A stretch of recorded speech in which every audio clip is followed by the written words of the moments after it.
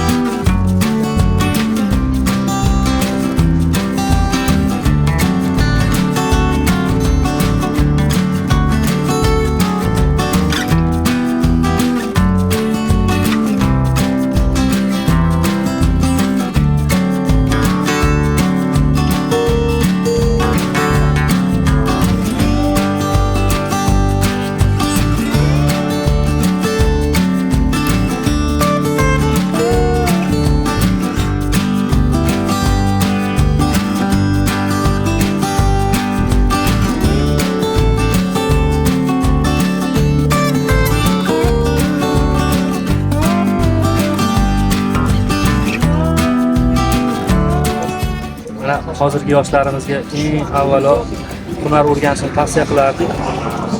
Ishimizga kelishsa, sartaroshlik, qolgan yo'nalishlar ham shunday ko'p yo'nalishlar bor, chevarchilik, muhandislik.